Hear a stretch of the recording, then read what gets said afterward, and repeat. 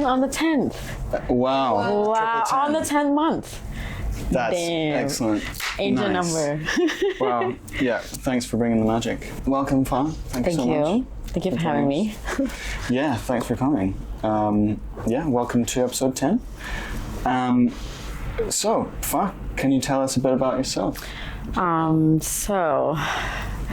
Where are you from? So I'm half Thai, half English. I live here all my life. Go to school here, mostly Thai school actually. And yeah, born and raised. I love it here, and I think I'm never gonna leave. Nice. Do you go back to the UK? I visited a lot before to see my family. My grandparents, they've passed, so we just kind of other countries. But since COVID, we haven't really gone to other countries so much, and I think that's still not back yet as well. Fair, yeah. But this is one of the nicer countries to be in. Yeah, for sure. Yeah, yeah. And how did you get into the cannabis industry? So, I smoked my first bong hit was like when I was like 17. I think it was like a heartbreak or something. Right, yeah, perfect. Did it out of spite. Oh, out of spite. Oh, yeah. Nice. So since then I've been smoking and been kind of, known to be one of the stoners since quite young in the school or whatever. And when this all became legalized, I got reached out by Bum, my partner, 22 Babyface, to see if I would like to join him to do Budtender. So that was the beginning of it until now. Wow. So that's, yeah. And you just you just moved on up. Involved in quite a few things, but yeah, I'm quite happy with this industry out of all, because it's kind of my true passion, and it's the first time I got to do business out of something that I really love. Yeah. And the team we have is amazing. We have 5 partners in the Budtender, and and our team at the shops are amazing. We wouldn't be the Budtender without our Budtenders, honestly, because they have been the same team since beginning. Actually, we haven't had turnovers really, and they're actually what customers come back for, to see them and hang out with them. So really appreciate my team, and we have a really good flow going on. So yeah, everything's quite smooth in comparing to other stuff I have going on. So the Budtender is kind of my zen zone. And you have a bunch of different projects. Yep, a few different projects in different industries going on.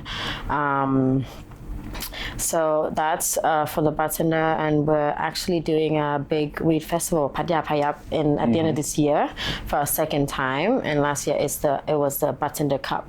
So the last year we did it, it was really successful. We had about like 1,000 attendance, and I would say one of the best turnouts in a weed festival I have attended, not to but that was one of my, so I do a lot of festivals and events, and that was one of the most happiest festivals I was involved in. And because it all turned out at the end like a big like barbecue, like backyard barbecue vibes. Everyone's just at the same table, everyone's sharing weed, sharing products. It's just a really nice, calm, like it was really good. So that's happening again at the end of this year for a second time. And we'll see you there. We're going to be representing. Yes. Yeah. It's going to be really cool. And if you had 1,000 people last time, and you had a whole year to get the word out, then... Well, this year we were going to do it on the same month, but we were in debate for quite some times, because there's like Rolling Loud, there's a few things happening during then. So we think, okay, maybe so this year we've moved it to December. So now we're actually doing the official announcement in like today, tomorrow. Sweet. Yeah, I'm posting that to get on that. Hell yeah. Yeah. There was maybe a bit of stress during the year with the regulation stuff, and also the low season, less tourists around.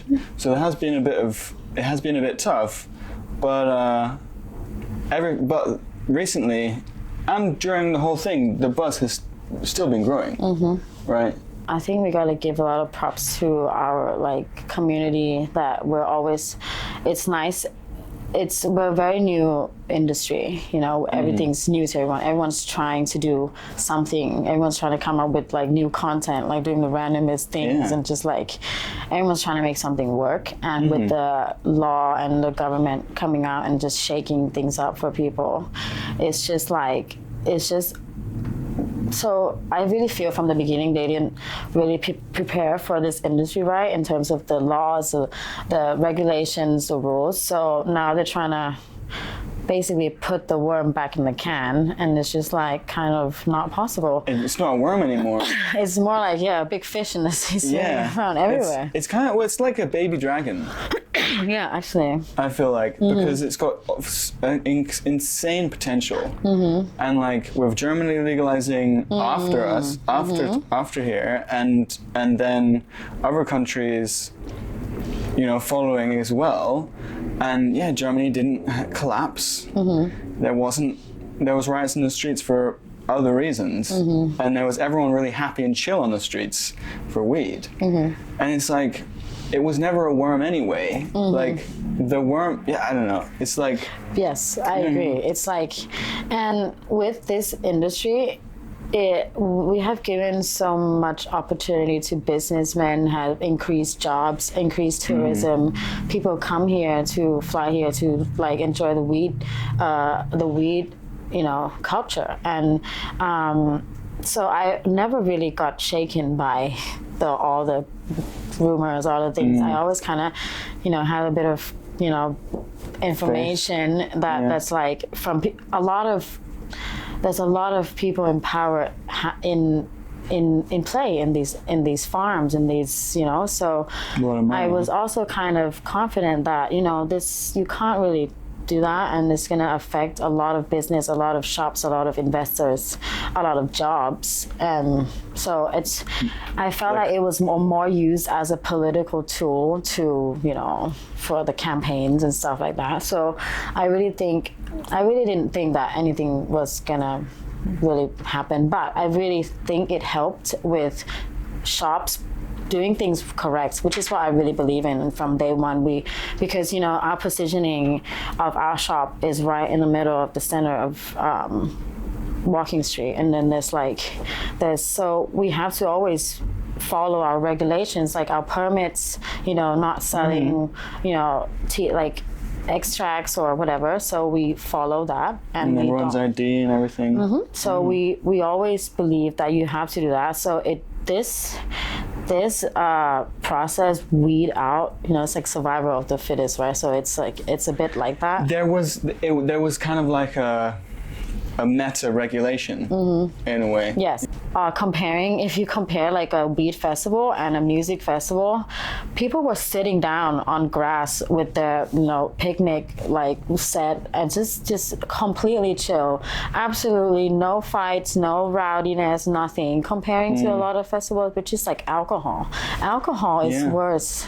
Exactly. To me, in terms of seeing the, you know. Well, objectively, more fights, more damage, more physical damage to the body, longer recovery time, which is funny because that sort of shows how much of a marketing thing it really is, because the data is so unbelievably obvious, and there's all of these like cannabis journalists, you know, business owners and everything, enthusiasts, everyone's being like, because of course it's this, of course it's the savior, obviously it's this, obviously it's the most magical savior of humans on earth, and then everyone's just like, that's bullshit. And you're just like, but it's on the internet, and it's like, there's a lot of stuff on the internet. Yes, exactly. And it's like, for fuck's sake, how are we gonna change this? So yes, as a marketer in this, you know, in this industry, like it's our duty to help shape what people see this product as, and not make it such a like, oh, just hanging out, getting stoned,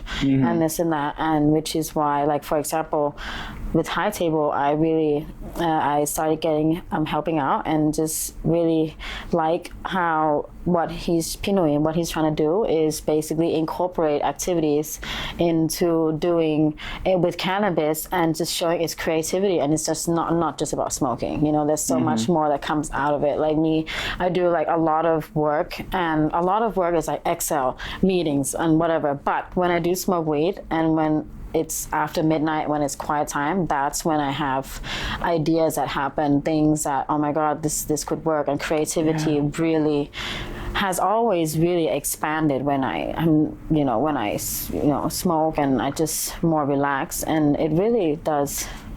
It really is a different world, and I wish people, sometimes, like especially the old school Thais, they're like, oh my God, it's weed and this and that. And Is it still? What was your perspective over the last few years of the old school Thais? Like, how many of them changed? Are they still really annoyed at it? So, you'll be surprised that actually the old school always had cannabis involved in their culture.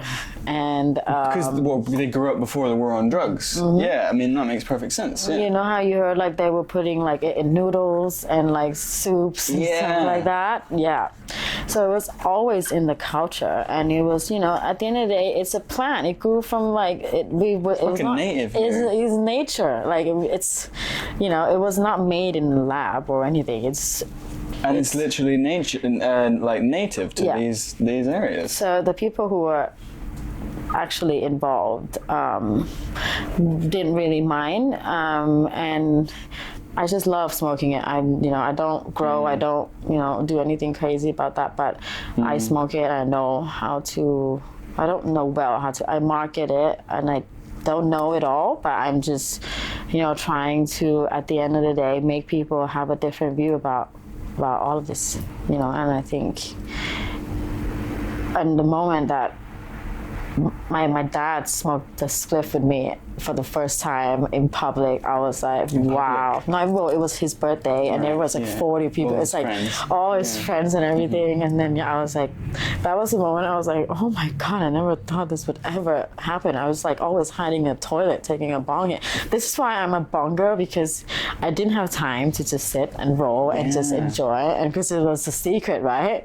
And so I had to rush and do it quickly in the toilet. And man, that's tough. That's tough.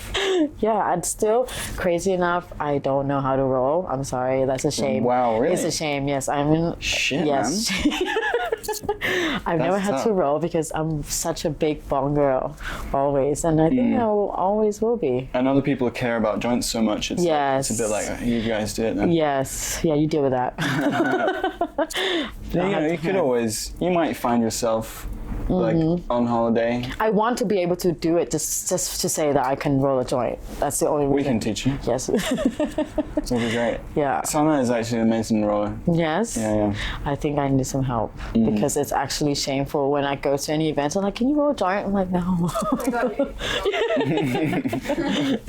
Yeah. Oh yeah. Yeah. Wow. Because you are a bit of a cannabis personality as well. So yes. like you are. Shouldn't tell it. Maybe we'll cut that out. Yeah, we'll cut that. And people get so offended when we're mixing tobacco sometimes. I'm sorry. Yeah, nah, I don't like that offense, because also like tobacco as well, it's also a medicine. It's also a traditional plant medicine that has a specific energy and purpose and direction, like effect that it has on you. And I think some people just do need it, it's obviously it's quicker to be harmful than cannabis, but still it's like, I always find, because I've been on and off smoking cigarettes, if I quit smoking and then I start again, and then I smoke a lot, like 10 a day, or like I get drunk a bit, like smoke 10 cigarettes, I feel absolutely disgusting the next day. Like, I'm not just hungover, like my body is like shriveled up, my skin is horrible and shit, and also my brain doesn't work anymore, and I feel like a goblin. Yeah. I'm like, yeah, that's the fucking massively excess tobacco. Yeah. But if you just have a little bit and mix it with cannabis, it's like it's just super it's not as harmful. And no, also, I don't think so. No, and I think I also read that cannabis with no tobacco is pretty fine for your lungs. Yeah. And then tobacco can be bad for your lungs, but then mixed together, cannabis kind of cancels a bit of it out. It was on. I'll fucking put up the That's just screenshot. stoner math right there. You know, there's like girl math. This is stoner math. So what? Like, It does. It makes sense, I guess. Because Right, I can't smoke without tobacco. If I smoke without tobacco, I cough like a maniac. I do not know what's up with that. I cannot deal with it. I can't. Yeah. Because that's Chonburi style. You know why we grew up? The best thing for me, best combination, bamboo bong. You know, you chop up. You know, the before all this happened, it's a brick weed, the good old brick weed days. And then you chop it up, and it's 50-50 with like tobacco and the pack ones, and you smoke it, and bro, you are spinning. Nice. Yeah. And like that was always how we smoked, you know. So, and that's good shit. Yeah, some good shit right there. But man, the brick weed days. I actually never tried it. I've seen it a lot, but I never tried it. Good. You wouldn't know. Like it's like pesticides and it's like a mama bag, and it's like it's actually a brick, and it's like 500 baht off the whole thing. Or less. 500 baht, and it's just like we were in uni, and we were used to like, oh my god, can we what's it called when you put it on credit for the next one? We don't have 500 baht, so it was so broke, you know. But we wanted to be a stoner. We just would do anything for that 500 baht and get that brick weed and just and you no grinder, you're chopping up on the fucking board. Nice. Sick. I can't cook, but then I'll do that. Yeah. You can prepare the herbs. Yeah. The good old days, but nowadays, access to really good weed is just everywhere, right? And it's all about marketing now, branding, marketing. Because there's a shitload of weed out here now. Weed's weed, you know. At the end of the day, weed is weed. Yeah, it is. It's funny how you can get offended when people say it, but actually it's true. It's like super kush coated skunk puss, like skunk puss. Like it's like calm down. It's like, and that's what's up with the names nowadays? I feel like, I don't know if this is a bit controversial or inflammatory, but it's like, isn't it a bit oversaturated with like surfer bro like vibes? Yes. Like, why do you need all these strains that are like, I don't know, where are the blue dreams and the simple, you know? Yeah. I can't even remember the nice ones. Yeah. All of us that needed weed from when we were teenagers, like, just kept the dream alive. Because Mary was there for us, and Mary Jane was there, and everyone who was in the underground circles were doing their best. Some of them got, some of them became super legit now, and the image has always been bad, and we have to rebuild it basically from scratch. But not from scratch, from the history, because it's so weird how backward that is. Like the actual massive real history we're kind of sacred and medicinal. Yeah. But now it's like, oh, you're a junkie. The last few generations we've been junkies. Yeah. It's really weird, and then you get bullied for taking your medicine that you need. Like imagine bullying someone for taking their medicine. It's like it's kind of fucked. It's like if I don't have that smoke before my day, like it just I can't work. Like it's not even okay. That don't put that in. Like I sound like a total junkie right now, but totally. Like if I don't have my, it's just like that's the thing. You like when you go out and people that sometimes go out have a bender, do 2-3 nights alcohol, but it's legal, so it's okay. And it's just like shrugged off. Whereas I think the fact that even that it sounds bad to say that you need to smoke before you have a day, like that shouldn't sound bad. It's kind of like upsetting that there's still shame on the fact that you're just a bit sensitive, or that you're that like, living in a city is really fucking difficult and shit. Like literally, like, and I have like ADHD and like hyper focus, all of that neurodivergent stuff. And it's just like and it's like this actually calms me down, puts me back a bit. Other people smoke it because I've been smoking it for so long. I don't smoke it and get like completely, oh my god, I'm stoned out of my mind. It's not like that anymore. I actually get better with it. I focus a little better. I calm myself a little down a little more. I get more creative. I can think. My mood is not in a bad mood, so anyone who calls me is not getting shit from me. It just really matters. Like if you call me before I say that bong hit, you're fucking, you know. So it's less risky. Yeah, and for also, all parties. Yeah, exactly. Exactly. And I've been. One of the things I read about psychology recently was that if you do actually express your anger, and if you do experience that pain, frustration thing, it lingers and you sort of suffer after it, and it like, and you have to like takes time to fucking get over it, and the other person has to sort of deal. It's part of their day now as well. It happens to me, and it's like if you don't have that risk, then you don't have. Then it's just like it's such a safer environment. You feel everything works better. But it's just you have to dance with not having too much, which is like we have to be trusted to do. But like in a fancy like breakfast place, it's absolutely normal to have champagne for breakfast. Yeah, true. You're right. Right? Yeah. Absolutely normal. Would you like champagne with your breakfast? Yeah. So why? Yeah, like, why is it such a stretch to be like, would you like a short tea with your breakfast? Yeah. Would you like a bong rib with your breakfast? A bong rib, yeah. Would you like a bong rib with your eggs in the morning? Martin? That sounds so good. Actually, we do it here. This is literally, that's what we're doing here. That's so good. Exactly. It's just like, why not, you know? And that's why, like, our job, and I think, you know, all these names, it's cute, it's nice, because I think we're putting people, like, especially growers, you have to really admire how they're putting value into their work, their art, right?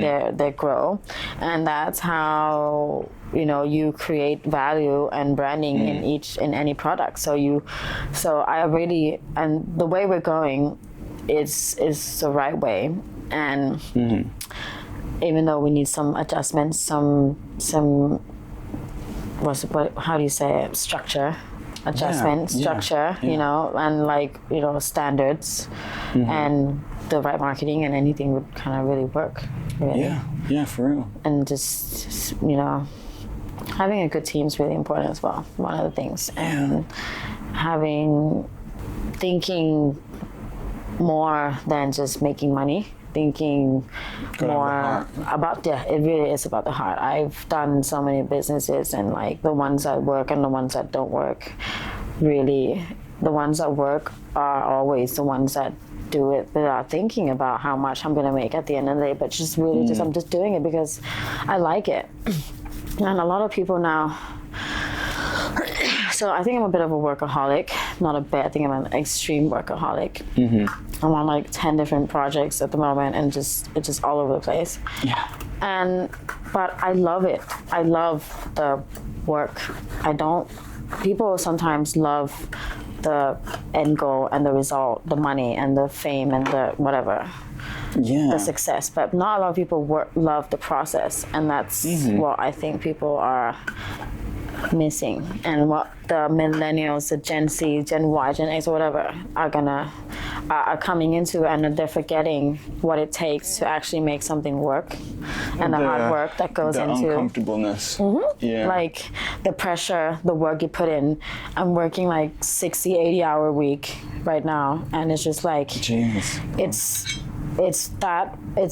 that's the thing it takes to get, you know, to complete all of that. Like, everyone's like, Fah, you're taking too many projects, and I'm like, yeah, I know, but like, I'm not doing it at 9 to 5. I'm doing it like at, you know, 9 to 2 a.m. every day, and then I party a lot too, but that's how you do it. It's a balance. Okay, that's how you charge the batteries. So really? Yes, oh my god, thank you. So that's why I want people to really look back a little bit. Also, because it's a small industry, there's only a certain amount of companies, with only a certain amount of teams, and only a certain amount of heads, and each person doing their own thing, doing each project, it's like it actually makes a lot of difference, each person. So, and each person powering up. So the more each person does, the more ripples are affected, and it's like, if you know about your support network, you know how things operate, then then there's no reason it shouldn't work out. Especially because this industry, you know, maybe does have its issues or parts where things go slow, but there is a big community spirit. Mm-hmm. People do really like helping each other out. Mm-hmm. People do really enjoy collaborating. Mm-hmm. People love making a buck, but there's also this sense of just like, it is hard out here, and like it will kind of be easier if we lean on each other. It's almost like everyone's a happy family, but like brothers and sisters fight sometimes, you know? Totally, like it feels exactly like that. Yeah, I think that's how it is, and at the end of the day, we kind of just, we personally stay above all the things, the silly little things that you don't really need to pay attention to, like the drama, basically. Like, so a drama here and there, what's not important, just whatever, you know. If critical to your business or your sales or whatever, just it's whatever. Just smoke joint, bro. Just have a puff. Just have a puff. Okay, because like this is supposed to be a relaxing plant. It's a relaxing plant, right? Everyone's getting so uptight about all these things. But to be fair, I understand. I work with quite a few brands myself, and I really do admire every team that I'm in, because everyone that I work with really just sees their own goal and their purpose and what they want to do, and as a marketer, and that's why I'm able to kind of be involved with everyone just in the middle, because I'm able to see, like I'm able to distinguish, like, okay, this style is this company's style, and it's not the same for what this company wants to do. Like, it's branding, right? Everyone's different. You're selling 2 burgers, but it's not the same type. So it's kind of like that. So if you can position yourself and kind of understand everyone, that's kind of the key to how I'm involved in, like, everyone right now. Nice. Well, keep the fire burning. And it's one of the, I kind of I kind of took a break a little bit, I guess, these past few months, because I've been getting more like event jobs. So, but I'm gonna coming back to it more and more now, actually, and sometimes everyone needs to step back and to kind of see and process and like see where everyone is. Like, if you just keep trying to do content and events and content, you just lose your way, right? At the end of the day, like, why? What are you doing all this for? Like a lot of times now, like sometimes people do events and you're kind of like just doing it out of what is your purpose here, you know? That's what I want. More in like hoping sales, rather than properly strategizing. Yes, exactly. More like, okay, I don't know. Which is tough. I mean, like, because that does show a little bit of the range of how weed can affect different people. Because like, it can make you super uptight. That does kind of happen, and it can make you a little bit too hopeful. But also, it can super optimize you. And I think there's enough of us trying to get optimized to carry things through. It's also, the stigma here just means that it's also just not super mainstream, is it? So like, a lot of the events I go to as well, fair enough, a lot of them are like networking events, but it's very similar crowds, the same people and stuff. And where's all the newbies? How do we get those newbies? How do we like that's a good question. Reach out? That's a good question, because that also comes into introducing this to the next generation without having, like, let's say their parents being concerned about their kids smoking, introducing it the right way. And that's why it comes back to like how it's kind of our duty, right, to as marketer to present this to the people, the world, the community, how the benefits of this, rather than it's just like a meeting, getting stoned and stuff like that. That's actually like, there's things that benefit you, health wise, and there's also like mental health wise, it helps you. There's many benefits, and I think we need to push more to portray that instead of just always just doing, I think we just keep coming up with these really good events and just pushing that to the new generation and educate. It's more like an educating phase, I think. Education phase. All right, nice. I think we're in we need to start educating a bit more on how, it's, and also, because I know sometimes if you overtake it, it can be quite scary, right? Like, I've been there. I know what that feels like. So we need that, like sort of, shaman type people. Yeah. Which I kind of have been the rappers, basically. Because a lot of us learned a lot of what we know about weed from rappers. You're right. They fucking loved to chat about it and be quite educational. Talk about how they get paranoid. Talk about how they get they're so devoted and stuff. Yeah. Sometimes but a lot of the indulgent side as well. But like some of the rappers are really smart about it as well though. But yeah, like I guess because cannabis it's not like a super psychedelic. It's not synonymous with the actual shaman type people that you're like taking on a vision quest with or something. Cannabis is the more chill domestic one that people do use every day because it's like that bridge. I feel like neurodivergent people, that's the sort of like clinical diagnosis, but on a more alternative side is actually you could describe us as just sensitive, bit more emotionally and just spiritually sensitive. So, and in a crazy, mad world with everything material and a bit intense and loud, like cannabis, of course, is the perfect thing to bridge that gap. Yes, I really think that's true. Like literally, if I come to Bangkok and it's a night out, two things can happen. It's either I go out and drink and God knows what happens and end up at 6 a.m. somewhere in the kitchen, I don't know what.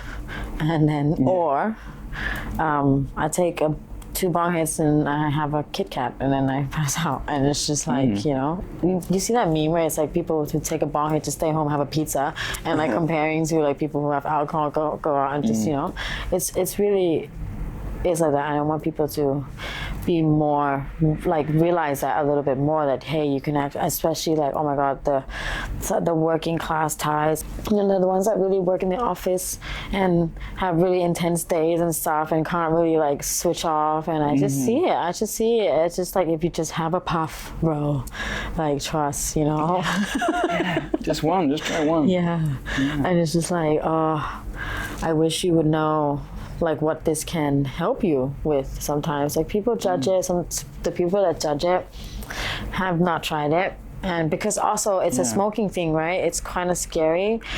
People judge it especially if you don't smoke cigarettes anyway. Like the inhaling like part is difficult, and it comes to gummies, which honestly I'm not a big fan of, just because of how it could go really bad. A lot of times I hear things that happen are from edibles. It's just not taking really too much.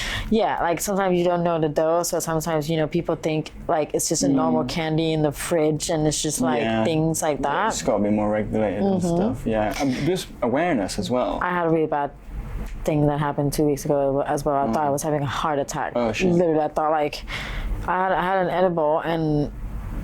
I thought, I'm usually I can handle quite a bit. It was 60 mg, like just 2 of the 30. That's not bad, right?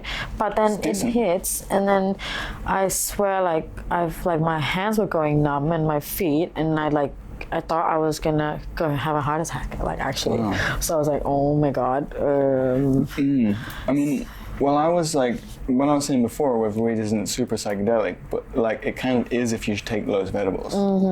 And it kind of, you are like, and it lasts for fucking ages as well. And it hits way slower. So during then, sometimes you're having a spliff, another bong hit, just to fill in the, oh my God, it's not here yet, where is it? So you take a and it all comes. And then, rushes it along. Bro, you're like, a lot of people are like, can you please call the ambulance? It's actually nothing. You just have a deep breath and just Yeah. have some water. Yeah. There needs to be just like nice, classic good education about this that's like funny and chill and not like, I guess not trying to prove something from like I don't know, from like a chip on your shoulder kind of way, not like with a grudge, just like chill. And I still think no matter how much marketing or type of content you do, you still can't really make people try in a way. The best way would be, word of mouth, right? Like, hey, you have a friend that has never smoked before, and then you want to try a bit. Like, it's always like that. So I think as a smoker, I think it's also, it would be good if you could tell a friend, how to handle it, because you're never gonna really be able to explain it well on a post or on an Instagram post or whatever. And it's for specific reasons and specific things, like for a friend who would need it for the stress. It's like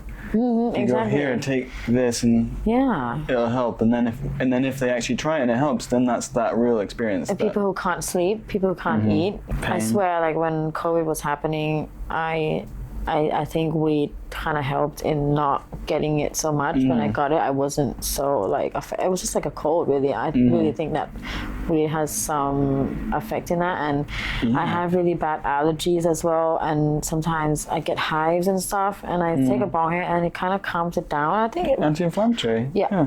Like, so it helps. And it's, we have a good variety of weed selection going on nowadays. All the growers are growing with such quality. People in other countries are coming to Thailand to get us to help grow, because Thai growers are coming up to the standards of international growers now, and we understand our soil, we understand our just everything. So there's always a saying that's like "Kong Thaiไม่แพ้ชาติใด," which means like we're never second to anyone, yeah.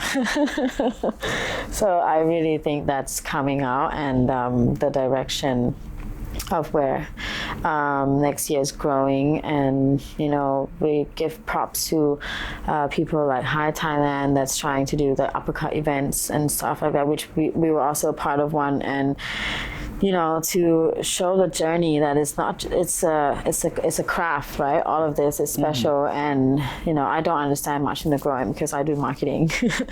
So but it makes it more magical though. Yeah.